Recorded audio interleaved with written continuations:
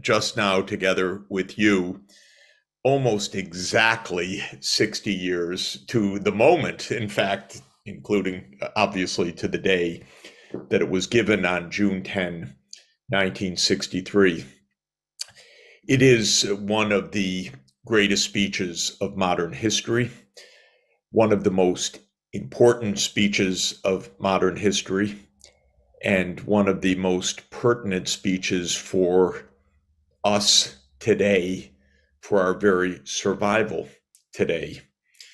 As Martin said, I wrote a book about the speech 10 years ago to commemorate the 50th anniversary of the speech, because I thought that its general principles were so important and the eloquence of the speech was so great that it needed a celebration. Today, 60 years from the day of the speech, we need to understand it precisely, because we are right now again at the brink of nuclear war. And those who say that we are not don't understand the world that we live in, don't understand the dangers that we face, don't understand the path of escalation in Ukraine, which has been a path of bluff and then counter bluff and then escalation and counter escalation, not for the year plus since Russia's invasion on February 24th, 2022 took place, but for more than 30 years. I've seen at least some of it with my own eyes, because I was an advisor to the economic team of President Mikhail Gorbachev. I was an advisor to President Boris Yeltsin. I was an advisor to President Leonid Kuchma, the first president of independent Ukraine. And I remember those days, and I've watched how, I'm sad to say, United States policies have wrecked the hopes of those days and put us on a path that now is causing shocking and shockingly dangerous devastation in Ukraine. So this speech is so much more relevant today than 10 years ago. And we need to understand what President Kennedy was telling us. Now, let me describe just a bit about the historical context of this speech. President Kennedy, in my view, was one of the great statesmen of the modern age. But the presidency is a very hard job, and President Kennedy came in fully committed to maintaining the peace, and yet, because of the nature of U.S. politics and U.S. governance, and because of the nature of the Cold War in those days, nearly stumbled into nuclear annihilation, because that threat is hovering over the world in the modern time, and we don't eliminate it by closing our eyes or pretending it isn't. And as I've said, the Ukraine crisis has brought us dramatically close to disaster. So President Kennedy came into office, of course, on January 20th, 1961, and gave one of the marvelous inaugural addresses that we remember to this day. And one of the messages in the inaugural address was, "Let us never negotiate out of fear, but let us never fear to negotiate." So President Kennedy came in determined to find a way to peace at the height of the Cold War. But the tensions were enormous at that time. And two are worth bearing in mind to understand the historical context of the speech. One was the general context of the Cold War itself, which is that there never was a peace agreement after World War II. After Nazi Germany's unconditional surrender in May 1945, there was never a peace agreement or peace framework agreed. And what that meant was that the status of Germany was never determined. Germany in 1945 was occupied by the four victorious powers: the United States, Britain, France, and Russia, or I should say the Soviet Union, Those four powers divided Germany, and they divided Berlin, the capital of Germany under the Nazi regime. And there was no agreement about what to do with Germany. The United States decided soon after the end of the war that Germany should be remilitarized. This was shocking to the Soviet Union, which had lost more than 20 million citizens to Nazi war making. And the Soviet Union was aiming for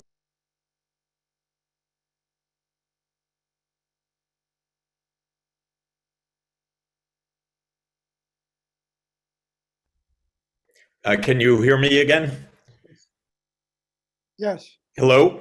Yeah, Yes. sorry, I don't know why it dropped, but I'm back. The Soviet Union was aiming for demilitarization of Germany or neutrality of Germany, but the United States decided that Germany would be remilitarized and would be the bulwark of a new US-led military alliance, NATO, the North Atlantic Treaty Organization. This was never accepted by the Soviet Union, which pressed for some kind of resolution that would directly address Soviet security concerns. In 1955, just as a point of background, the Soviet Union, which was occupying part of Austria, agreed to withdraw its troops from the occupying zones of Austria in return for Austria's declaration of neutrality. And the Soviet leadership wanted to show to the United States and to the so-called Western world or the NATO countries that if Germany would be neutral rather than a NATO militarized country, the Soviet Union would withdraw not only from East Germany, but presumably from Central and Eastern Europe as well, because its security concerns would have been addressed. The United States would have nothing of it, however. Austria proved over the succeeding decades that neutrality was a marvelous solution for Austria, but the United States rejects the idea of neutrality in general. The United States wants NATO to be present in as many places as possible. So this was never settled with regard to Germany. At the end of the 1950s,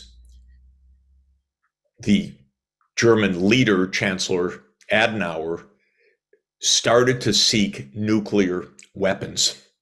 And Eisenhower was not really against that.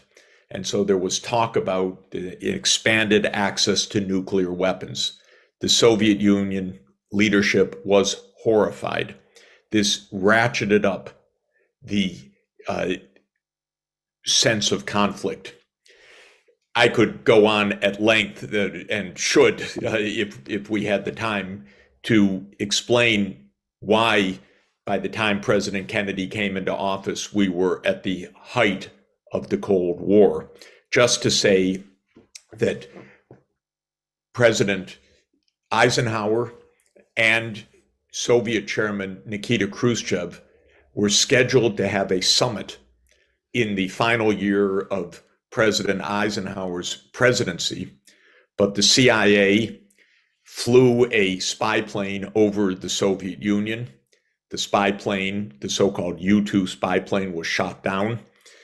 The CIA, as is so often the case, either lied to the president or made a misjudgment, but told Eisenhower there's no way that the pilot could have survived or that the plane could have survived. Eisenhower went out, and when the Soviet Union claimed that it was being spied on by a US plane, Eisenhower publicly declared that that was a lie. This was a weather plane that had gone off track from Turkey, at which point the Soviet Union brought out the pilot, Gary Powers, and the plane wreckage and said, "You lied directly to us about utterly sensitive matter." This was the context, and of course the summit was canceled. This was the context in which President Kennedy came into office. Soviet fears over a nuclear Germany, unsolved German issues, and rising tensions. In 1959-60, Fidel Castro also succeeded in toppling the US-backed dictatorship of Batista in Cuba and established a revolutionary government. The United States immediately began plans to overthrow Castro, and Castro appealed for security to the Soviet Union. When we say, our leaders say today, any country can choose any allies, this is not exactly how Eisenhower regarded Castro's approach to the Soviet Union. Eisenhower gave the order to the CIA to devise a plan to overthrow Castro. And that plan landed on President Kennedy's desk in early 1961. That, of course, was the so-called Bay of Pigs invasion. President Kennedy was extremely wary and skeptical of this plan. But as a new president, he was not in a position, he felt, to countermand a plan that was in the works, that had landed on his desk, and where the CIA was pressing extraordinarily hard for this. The Bay of Pigs invasion of Cuba by the United States was a massive debacle. All of the Cuban refugee troops that were part of the CIA-led invasion were quickly captured or killed on the beach of the Bay of Pigs in Cuba. And Nikita Khrushchev wrote in a back channel to Kennedy, "President Kennedy, there is a illegal, piratical act being carried out by your government." President Kennedy unwisely responded by saying, "This has nothing to do with us. This is not our affair." Nikita Khrushchev wrote back and said, "Don't lie again." The United States lied twice to the Soviet Union on matters of fundamental significance within a very short period of time. When you combine the US invasion of Cuba and the tensions over Germany, this meant that when Khrushchev and Kennedy met at their summit in the spring of 1961, this was an extraordinarily tense and difficult meeting, and Khrushchev gave Kennedy a very hard time. This was followed by the Berlin Wall going up in the summer of 1961, and of course, Khrushchev's decision, extraordinarily unwise, reckless, to put offensive nuclear weapons into Cuba. And Khrushchev was aiming not at war. He was aiming at showing the U.S. a taste of its own medicine. The U.S. had nuclear weapons in Turkey, near to the Soviet Union. The U.S. had invaded Cuba. The U.S. had not listened to Soviet concerns over a nuclear Germany. Khrushchev aimed to make a point. What a terrible way to do it. Because, of course, when the shipments of these missiles and their placement in Cuba was discovered by U-2 flights over Cuba in October 1962, they nearly led to full-scale nuclear war. A point that I think is extremely important to appreciate is that almost every advisor of President Kennedy in the early days of the Cuban Missile Crisis said to attack, said that only a military solution could work. There were very, very few advisors calling for a peaceful solution. One notable advisor was UN ambassador, or the US ambassador to the UN, Adlai Stevenson. The history of the Cuban Missile Crisis, incidentally, has never been told better than by the great late historian Martin Sherwin in Sherwin's final book before his very sad death in 2021, a book called Gambling with Armageddon. And I recommend that everybody read it. It's startling and so relevant again, because we have a government that is gambling with Armageddon right now in the United States. Well, of course, we're here 60 years after the speech and nearly 61 years or 60 and a half years after the Cuban Missile Crisis, because Kennedy decided on a diplomatic approach, not a war, not a military attack on Cuba.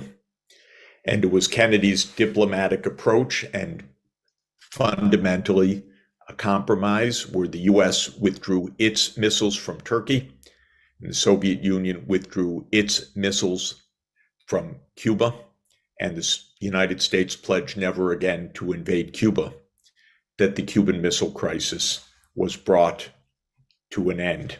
Or I should say nearly so, because there's one more thing to know about the Cuban Missile Crisis, and then I'll get to the speech and its relevance for today. After Kennedy and Khrushchev agreed on unwinding the crisis, after a disabled Soviet submarine near the bottom of the Caribbean thought that it was being attacked by US Navy pilots dropping depth charges and live grenades, apparently, on the submarine. And the captain of the submarine ordered the firing of a nuclear-tipped torpedo. Under US military doctrine of that day, October 27th, 1962, had that nuclear-tipped torpedo been fired, it was the doctrine of the United States, championed by reckless generals such as Curtis LeMay, that the US would unleash a full, unconstrained nuclear attack against the Soviet Union and all countries deemed by the United States to be in the Soviet camp, meaning Central and Eastern Europe and China. The estimates of the Pentagon were that such a full-scale attack would have killed 700 million people. That was the US plan. Of course, we found out later from Carl Sagan and other scientists that it would have killed all of humanity by creating a nuclear winter. When the captain ordered the nuclear submarine torpedo to be fired, the order was countermanded by the commodore of the squadron, by the person who saved the world that you never heard of, Vasily Arkhipov, who said, "No, we will surface, we will not fire the submarine." This event for me illustrates, epitomizes our fate. We are subject to self-made annihilation by accident, by mistake, by insanity, by cruelty, by miscalculation, by calculation. And we don't understand it to this day, how dangerous and reckless our own actions are. So, the speech. In the aftermath of all of this, Kennedy, who came into office to be a peacemaker, embarked on one of the greatest acts of statesmanship in modern history. And the final year of Kennedy's life was a year of miracles. He led the peaceful end of the Cuban Missile Crisis. He and Khrushchev wrote to each other, and Khrushchev was also a man of peace. They wrote to each other saying, "We must pull back from the brink. We cannot go on this way." And Kennedy embarked on a year of peacemaking that was a mix of vision, political genius, and statesmanship of the highest order. Because making peace at the height of the Cold War, in the immediate aftermath of the Cuban Missile Crisis, required a deftness and skill and bravery that is almost unimaginable. This speech that we just listened to on June 10, 1963, was part of that peace campaign.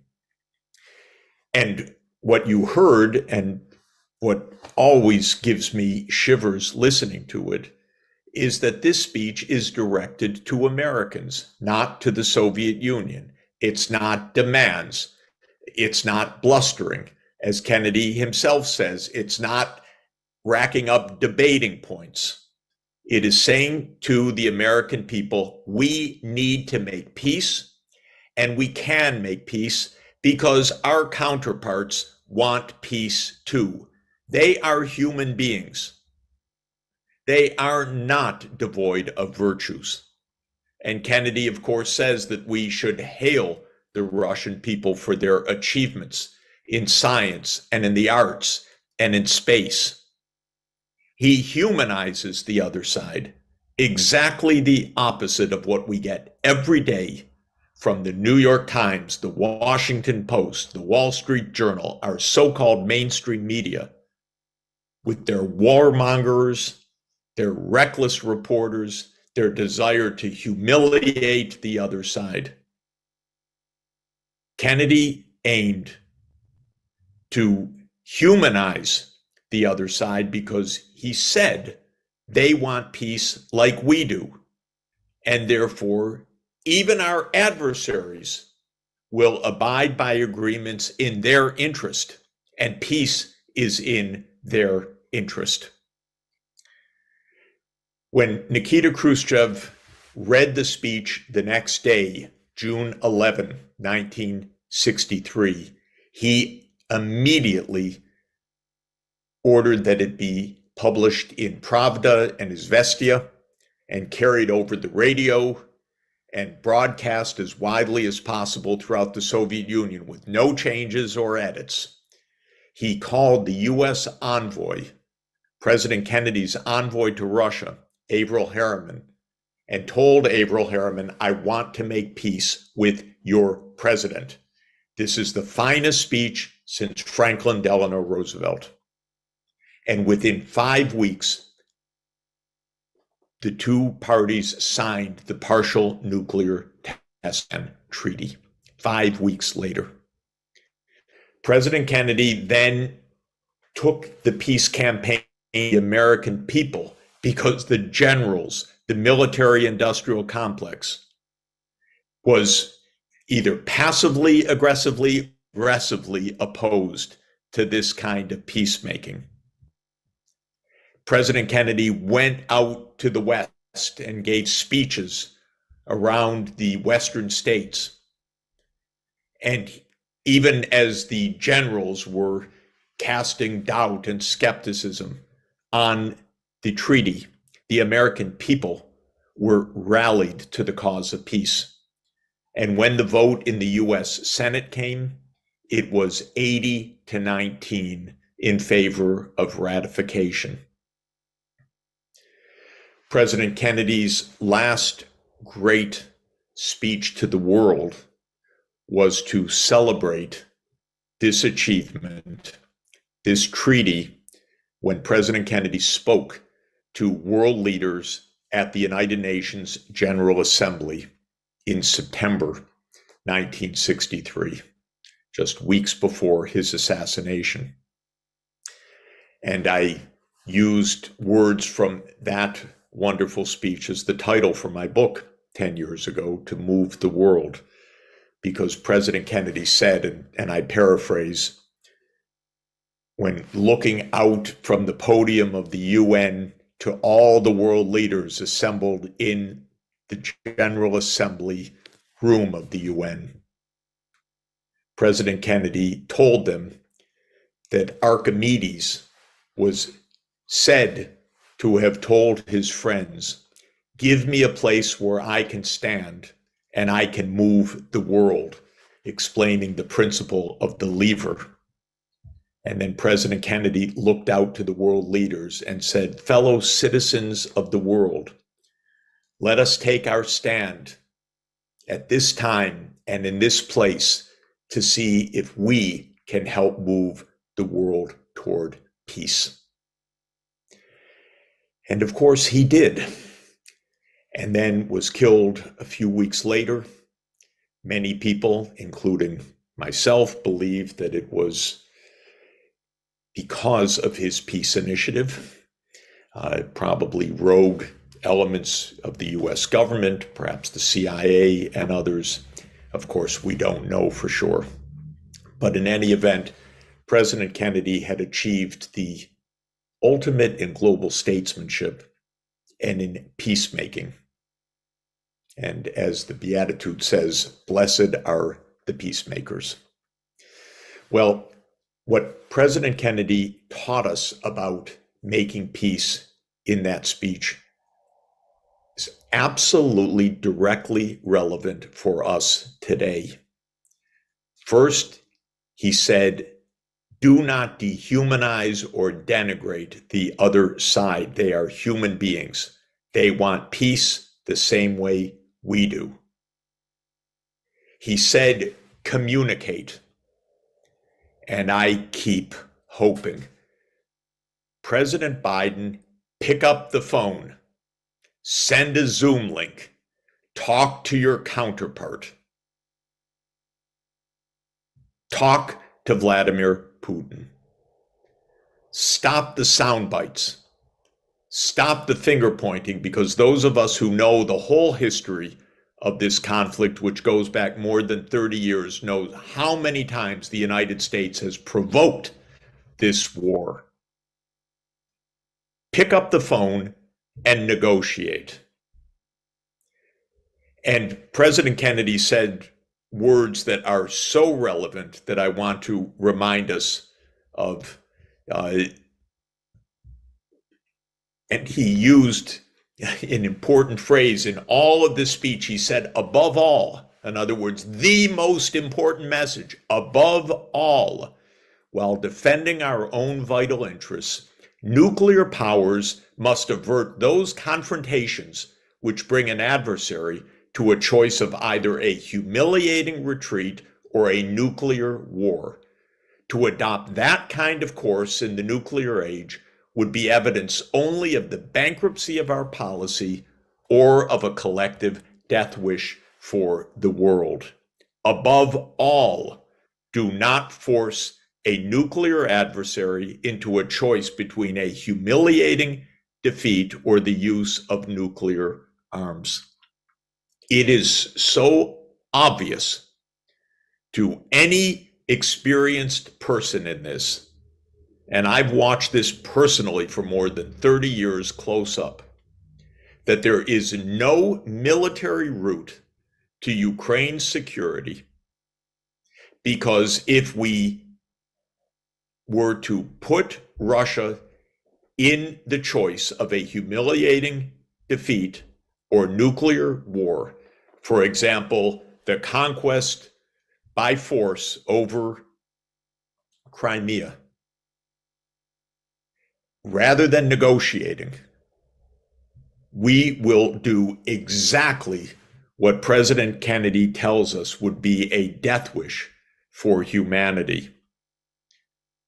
President Obama understood this in 2014.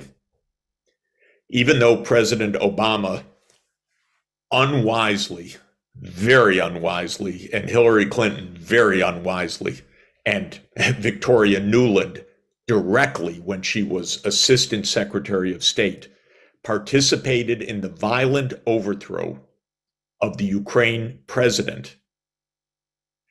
President Obama knew, do not put this onto a path of war, because he said at the time, Russia has escalatory dominance, meaning that if we escalate, they will escalate. If we escalate, they will escalate.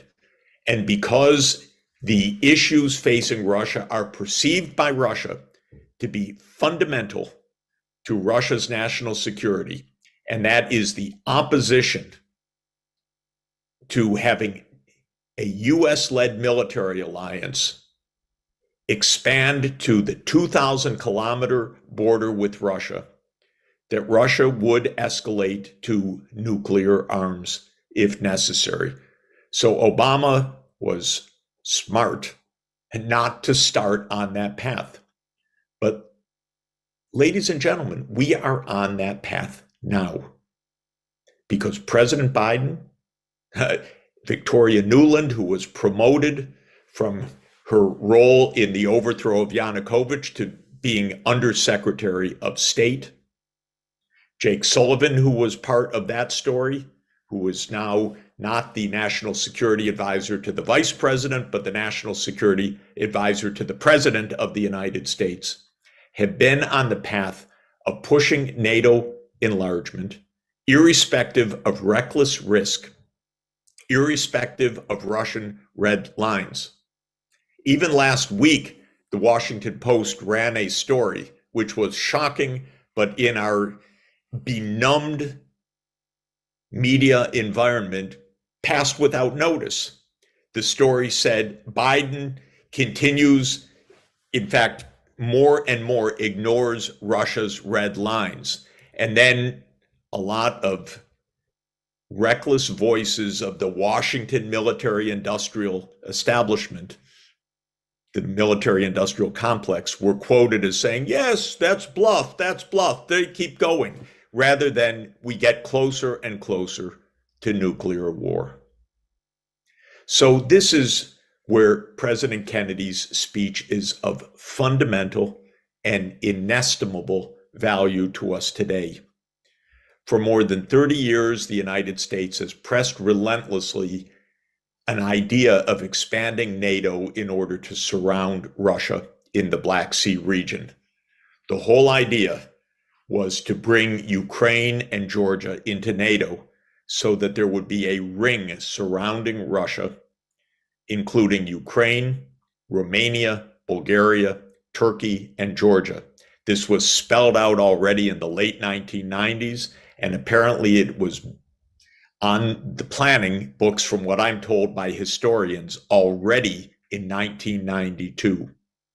And now we are at war, and we are a deep threat, and we have not seen peacemaking. We haven't even seen communication. All we know about diplomacy is that at the end of 2021, when President Putin put on the table a draft U.S.-Russia security agreement based on NATO non-enlargement. The United States said that is non-negotiable. It's none of your business where NATO goes. Then in March 2022, a few weeks after the Russian invasion, but mind you, 8 years after the real start of the war with the violent overthrow of Yanukovych, but a few weeks after the February 24th invasion, Russia and Ukraine were at the negotiating table, with Turkey being mediator. And they were close to an agreement based on Ukraine's neutrality. And the United States blocked it. So until today, the United States has done the opposite of never fear to negotiate.